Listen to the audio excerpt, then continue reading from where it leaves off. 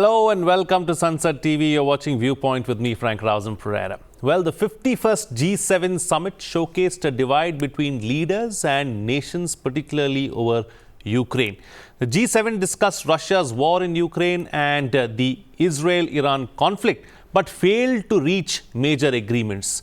Leaders joined by Zelenskyy and NATO chief Mark Rutte addressed energy security and AI's impact. No joint statement on Ukraine was issued, partly due to US opposition amid negotiations with Russia. Prime Minister Modi, meanwhile, addressed the G7 outreach session and urged countries to strongly act against terrorism. US President Donald Trump left the G7 summit early due to escalating Israel-Iran tensions, and he was set to meet Ukrainian President Zelenskyy and the Mexican president, but prioritized returning to Washington. In this edition of Viewpoint, we will analyze the 51st G7 summit and what it means for India as well. Joining me on the program today are Ambassador Manjeev Singh Puri, career diplomat, and Professor Sheshadri Chari, foreign policy analyst. Thank you to my guests for joining me on this edition of Viewpoint. Ambassador, let me start the program with you first. Let's first try and understand and, put into perspective the key takeaways really as far as the 51st G7 summit is concerned. Frank, thank you very much and thank you for inviting me. Look, for me, one of the most important takeaways is that the G7 still is there. Look, we need to go back a little bit into history. We tend to conflate the G7 with the G20 and also that it's some kind of a forum about interacting with the global south. It isn't. It is a forum specifically set up by the world's largest economies to interact with each other, and I mean economies without China, the Western economies to interact with each other. It's a tribute to Prime Minister Carney that he was able to get it done, because the hallmark of this particular world order that we are talking about is a transatlantic alliance, and it has never been as frayed as what President Trump has managed to do in a variety of reasons very well known to us. So it was a tribute to him that he could get it done. That this Israel-Iran thing happened and it forced President Trump to leave. Well, what did it do in real sense? Let's remember one thing. While there were separate communiques on other subjects, they perhaps seemed that they weren't together on the same page vis-a-vis Ukraine. Let me tell you that they were on the same page as far as Israel and Iran is concerned. That was the one statement in which they were clear. What did they say? Israel has a right to defend itself, and said all the things which the Western powers have to say about it. Did anybody mention something about anything other than de-escalation? Nothing more than that. So on key things, they are together. Let's be very clear on this. And this G7 in the midst of all this pointed to that. That otherwise, the transatlantic alliance is being challenged. The G7's outcomes are an absolute showcasing of exactly that. What will lead to, etc., we'll have to see.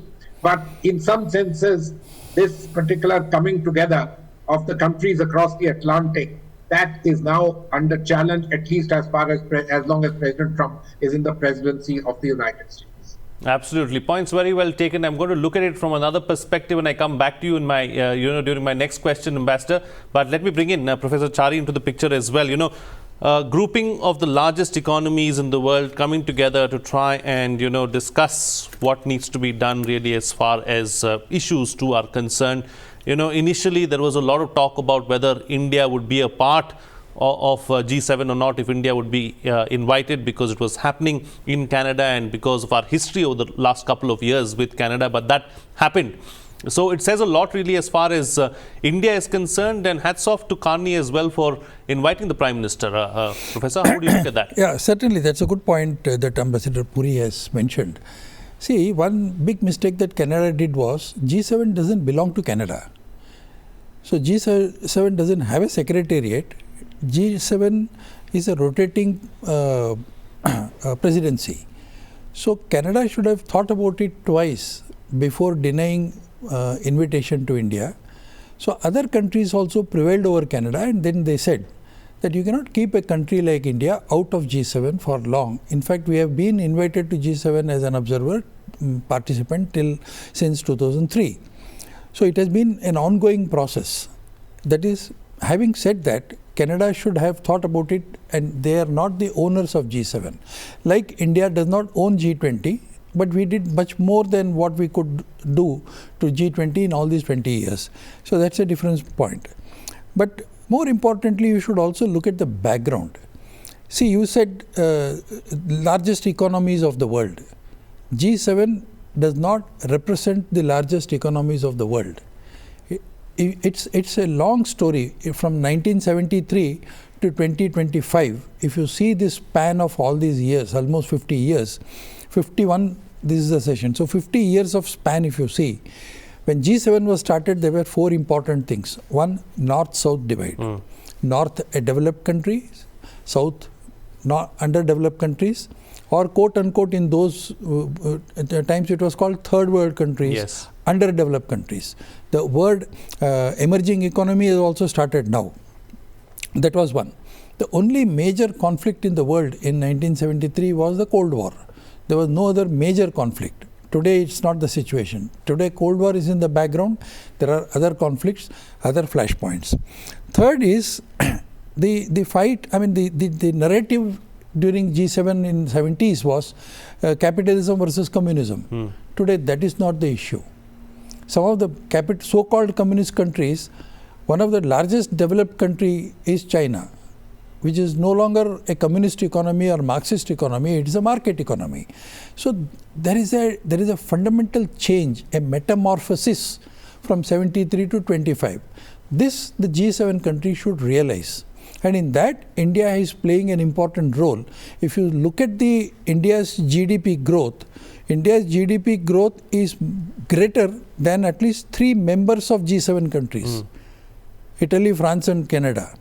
So that is the kind of situation. If you see, say, debt to GDP ratio of Japan is 263%. Canada is something like 151%. USA is something like 133%. India is 81.59% as on December 23. So our capability, India's economy to repay the debt is far superior and better than some of the top countries of the world. At least if you see these 3 countries as top, but they are not. Japan and Canada and Italy are far behind India as far as economic growth is concerned. India is the 4th largest economy in the world. So it's not that India requires G7, it is G7 which requires India. And this is the time for G7 to really expand and include more countries so that it becomes more relevant in the present circumstances. But unfortunately, G7 is not looking at that aspect as of now. So sooner the better. It's good if G7 looks into it. I think one of these days, India will have to become a permanent member of G7 and host G7 in India, so that like G20, where we included 54 countries of Africa in G20 by including African Union. That's a monumental work that we have done.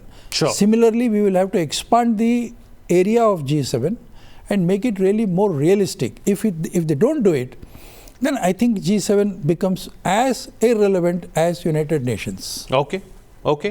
Let me take the points that you're making forward now. Okay. Ambassador, expansion of G7. G7 is, on par with the UN, and it's going to be irrelevant if it continues in this sense, is what Professor Chari is suggesting. Let me just add to that. If you can build to that and you can answer that question as well. We spoke about President Trump. President Trump has said that, maybe leaving out Russia in the first place was a mistake. He mentioned that as well. Let's also not forget something that you mentioned in your opening remark about, how there are wars taking place across the world. Where is the leadership to try and put an end to these wars? The wars continue unabated. Frank, Professor Chari is a friend, so definitionally I agree with him. Okay, but now let's come to it. The G7 is not a political grouping. It was started in 1973 in the throes of major economic crisis. And at that time, the Western powers were all in all, and that's how they came together. It has remained a economic fulcrum. Of course, politics underpins everything, and they are people who are of the same ilk, basically a transatlantic alliance along with the Japanese, who follow the same system. You have the G20. So, where lies the difference between the two is what we need to understand.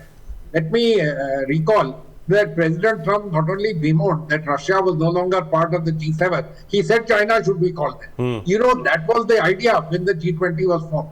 Thank God there were some good people there in Washington who put in the ears of President Bush that, oh, just getting the Chinese in, no, that will lead to a kind of different issue. Let's get India, Brazil and all these countries in. And that's how the G20 was formed. It's an economic grouping. Let's understand this. But of course, politics, wars, how can you stay away from any of those particular things? Those are important. I want to make a little point about this, India not being invited. No. I'm sure in the minds of Karne, after he got elected, India is a country of importance even domestically for him. And there's no reason to have followed the Trudeau doctrine of having kinds of issues with us at all. But the G7 is going through an existentialist issue by itself. It's an alliance essentially of the Europeans and the partners on the other side, i.e. the United States. When that was being frayed, where were the questions of all of us? If you recall, the first two countries which were mentioned as the outreach, one was Mexico for the obvious reason. Canada and Mexico had that issue vis-a-vis the United States, the whole NAFTA and so on. And the other was Ukraine, which is there, let me say, the white man's dividing sets of issues. All of us came into being later on when they extended it to Brazil, the COP host, South Africa, the G20 host. We were natural to be included and rightly included because it makes a sense and it's useful for the G7 to include a country like India without any doubt, and they did the right. Having said all this, let me tell you, our memories are very short. Let's go back to the formation of the United Nations. For nearly 50 odd years, it was a G2, the USSR and the US. There was Vietnam. Does anybody forget that? There were all those invasions by the USSR in various parts of Europe. Does anybody forget all of this? We've all forgotten everything. And we are talking about post-collapse of the USSR time. In this big power play of games, when big powers are involved, I'm afraid that people are looking here and there. Absence of global leadership, absolutely right, because we are in the year 2025. And I am a firm, convinced believer, right from the Russia-Ukraine conflict, that the UN Secretary General had to do, even though his powers are limited, he really can't do anything. He had to put himself into the forefront. Though many people say the outcome would have been nothing, but that's not the point. He had to inject himself, he didn't. Anyway, that's all past history. The fact of the matter is that you need to have a platform at least to be able to make these kind of discussions, which is why, we also undertook Operation Sindoor delegation, because the de jure position for all these discussions goes back to the UN, the Security Council, etc. It's important that it's not displaying what we would like it to display in the year 2025, and doesn't matter the history. We should work towards doing something about it. Reform, those are the kind of subjects that are talked. But let's also not underestimate the importance of the G7. Together, they are just the countries of the G7. They are more than 55% of global GDP. They are the countries which are the norm setters for everything. That China will be one day, maybe. That we will be one day, maybe. Not at the near future, not in the immediate future at all. Therefore, these countries matter, and when their own interrelations are frayed, it has implications for all of them, although I see a little silver line. Okay. You might just see the little bits of the coming out of true multipolarity if the Europeans can stand up on their own 2 feet strongly, not just assisted and helped by the United States of America. That would lead to a certain kind of multipolarity. Hopefully, we would be beneficiaries of such a multipolarity.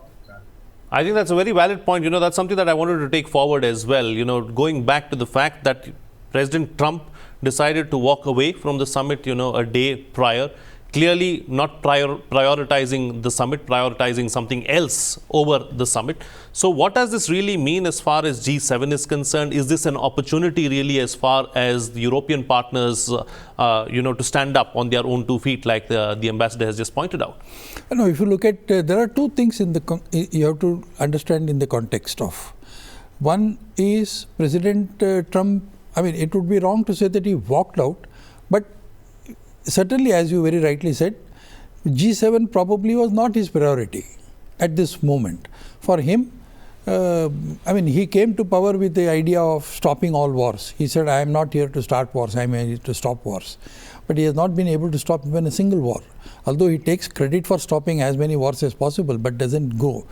So his priorities are different today, A. B, somewhere in the back of the mind of the American policymakers, the fact is that G7 no longer represents the economic challenges that we are facing today.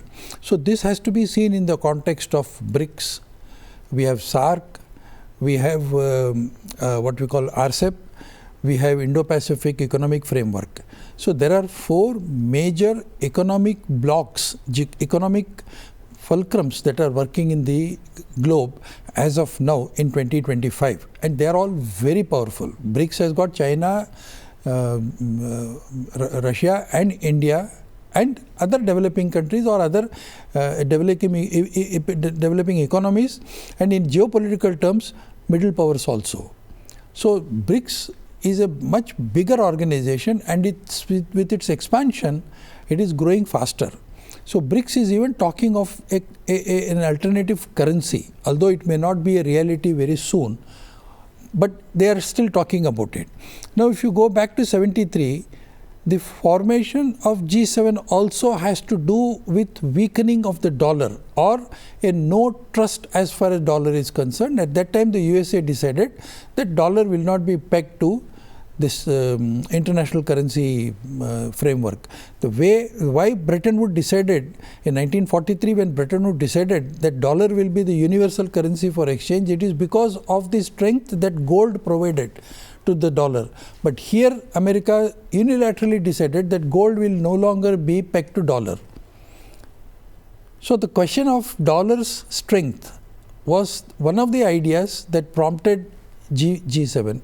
And today in 2025, we are again discussing the same thing. Is dollar going to continue to be the currency of the world, or will it be challenged? 73, America was challenged by Russia. 2025, American supremacy is being challenged by other countries. So these hegemons are now emerging. So in this changing world order, is G7 really going to be important? What questions will G7 answer? What problems, economic problems of the developing world will G7 answer? G7 also, if you remember, they promoted what we call the Build Back World system, wherein it was supposed to be some sort of a challenge or some sort of a rival to China's BRI. But it never took off. If you see all the ideas that the Western world has mooted, none of them had any role for India to play, and that is where they all failed. So now G7 should realize that in the context of organizations or platforms like BRICS, RCEP, Indo-Pacific Economic Forum and ASEAN, which are very huge, and incidentally G7 represents only 10% of the world population, and it has only 31% of the GDP of the world. So 69% of the GDP is still outside the G7 countries. 90% of the population is outside G7 countries. 85% of the manufacturing process is outside the G7 countries. So these are all the facts that G7 should realize, and probably the Americans realized that G7 is not going to help them in any way. So therefore, probably they are scaling down. It's bad for G7. It's not that nobody's argument that G7 should be wound up. But if they don't expand, and if they don't look into other areas, fortunately, they have started looking at other areas like climate change, for example. But in climate change, Trump 1-0, we saw what was his attitude towards climate change. He said it's a hoax. That's the exact word that he used. Right. And Trump 1-0, when he went to Canada, he actually ran down the Canadian Prime Minister publicly. That is the kind of attitude. So I mean, it's not a surprise that Trump was not much interested in G7, especially in Canada. Okay. And a country which he has called 51st state of the United States. Okay. Points taken. Points. Ambassador, let me put what the professor is saying to you. One interesting aspect that I'd like to take forward with you is What questions will G7 answer? What economic solutions will the G7 provide going into the future? Frank, with due respect to Professor Chari, I must point out the following to you. This 30% figure that he mentioned is based on purchasing power parity in reality terms. And when you take that the EU is a part of the G7, their figure comes to close to 50% in nominal GDP. Let's understand that. Let's also understand that's where. And, let's leave this China out, because we need to understand something. As far as we are concerned, that's an issue which, if we were in the bottom of Latin America or Africa, it would be a totally different matter, but it isn't. And so, therefore, this is a very, very important issue. The rest of the world can have lots of different views, but we can't. Let's understand why we said we don't want to do anything with the BRICS currency. We're not unhappy with the dollar. There are reasons why we said it. We are part of the Quad. So we are part of the IMEC. Let's think about it. Where did it start? How did it happen? So it's not that we are not it. We are trying to run a very, let me say, thin line of multi-alignment, trying to do various things which are in our national interest. Don't forget, when you become the third largest economy in the world, there will be a lot of difference between you and the first two. The US is today 25 trillion. The Chinese are 12 trillion. The European Union is 19 trillion. We are about $3.5 trillion. So even when we become the third largest economy, it won't be including the European Union, then we would be the fourth. There's a lot of difference on all of this.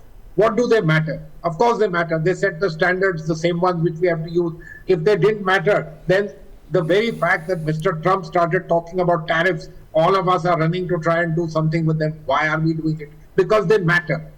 That with the Chinese, they had a deal.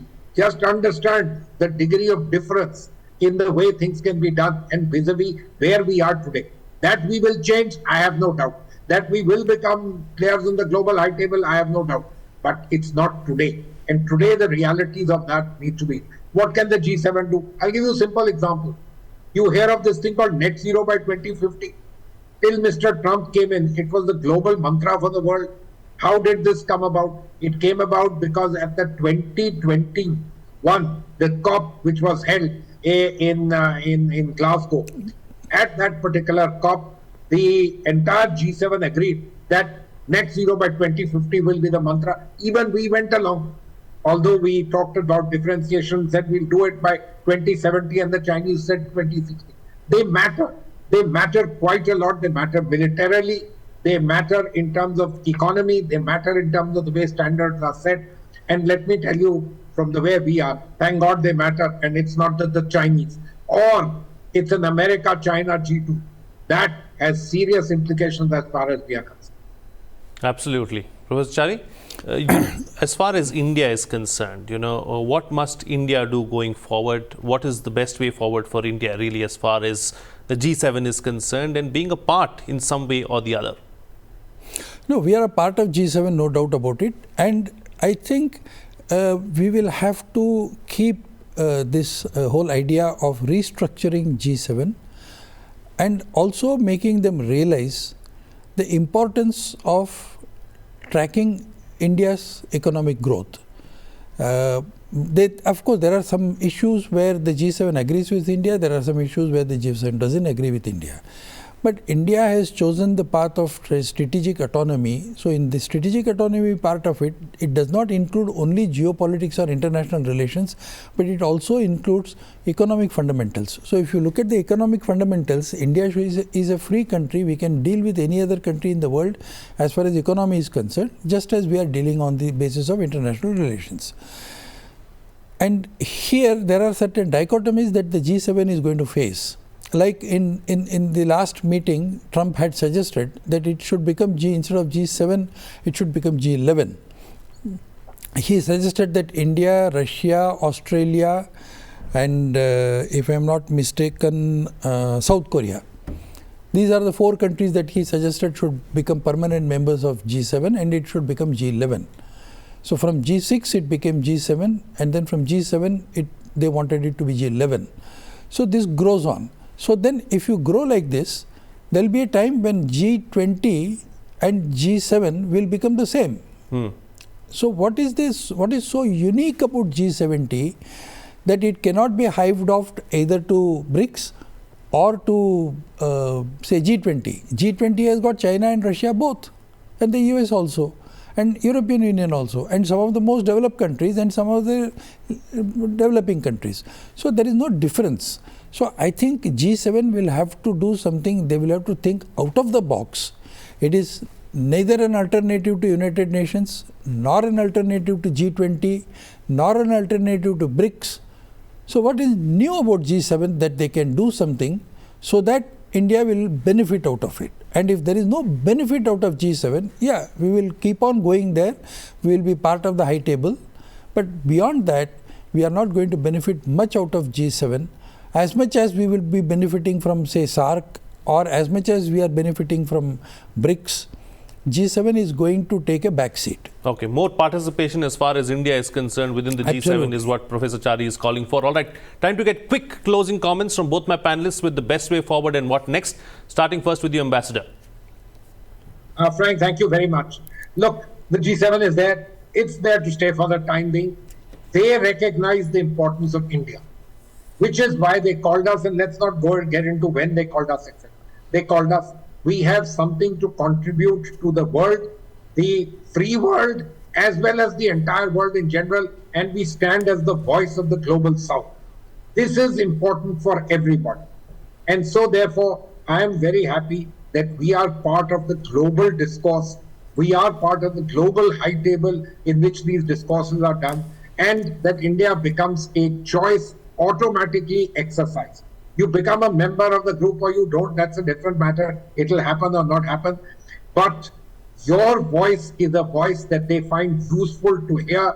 And for that, there's only one thing forward in terms of what we have to do. We have to grow our economy. There is absolutely no doubt about it. Remember, after this idea of BRICS, or BRIC rather, was enunciated by Goldman Sachs' Jim O'Neill about 25 years back, look what it has done to your and my self-esteem about what kind of a country we are. We started thinking of ourselves from being a developing country into an emerging economy. Your sense of confidence goes up. Now, as you internalize that you will become in a few years the third largest economy in the world, believe me, it brings about a change in your own mindset, and we need to pursue this further and take this further so even the gap with 1 and 2 gets lowered. And that will ensure that not only is our voice heard, but a good voice for the global south becomes incorporated in all major global decisions. Absolutely. And Professor Chari, close the show for us with your quick concluding remarks. Yeah, that's a very good point as representative of the global south. But it's not that India is going to represent only the global south. India is going to represent something else beyond the global south. I think we are the natural leaders of global south. But remember when Obama told the Chinese that you are the fulcrum of Asia, the Chinese were not happy. They said, why fulcrum of Asia? We are the fulcrum for the whole world. So I think relegating India's growth story only to global south also will be limiting us. Of course, for the next 5 years or 10 years, we will be leading the global south, no doubt about it. But then we should also remember that beyond G7, there is a United Nations, and becoming a permanent member of the P5 and making it P6 is what India should really aim. And that is where India's contribution to the world peace and progress will be much far and much better than probably G7. I am not belittling the importance of G7 at all, but G7 has to grow out of the box as of now. Sure. And till then, they will have to accept the fact that India does represent global south, but a time will come when India will be representing the developed world also. Absolutely. All right. On that note, then we'll call it a wrap on this edition of Viewpoint. Thank you to both my guests for joining me on the program and putting things into perspective for us. What's coming out of this discussion is that India is part of the global high table, but our voice needs to be heard much more. For that, we need to ensure that our economy grows to a level where we can't be ignored, and there will come a time in the future where India will lead the world into the future as well. With that, it's a wrap. See you again next time.